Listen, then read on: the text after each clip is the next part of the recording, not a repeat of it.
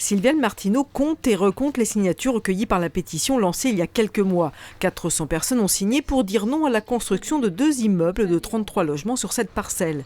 Une parcelle située devant le rond-point de Cresly, un axe très passant, 10 000 véhicules par jour. 33 logements, c'est au moins 70 véhicules. Alors sachant que le matin, ça bouchonne sur cette route de Versailles, qu'il y a un problème de visibilité, d'accès.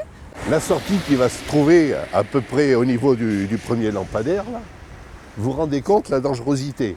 2 bâtiments devraient être construits ici d'une hauteur de 14 mètres. Pour Christian Chervaux, dont la maison donne directement sur le terrain, c'est la déconvenue.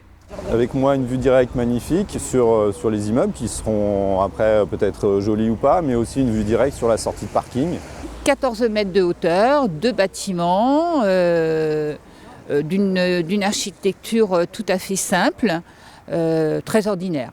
On comprend qu'il faut construire, mais essayons de respecter l'environnement, le devenir aussi de notre ville, du plateau. C'est pour ça qu'on a eu le soutien de toutes les associations de la région, du coin. Pour la mairie, l'équation est différente. Construire, c'est maintenir un niveau de population et répondre aux demandes de logement. 1000 sont en cours d'instruction dans la commune. Manille-les-Hameaux n'a pas eu d'évolution de population depuis 1995, quasiment stable à 400 habitants près sur les 9000. Donc, la dernière année même, en 2014, une diminution de population.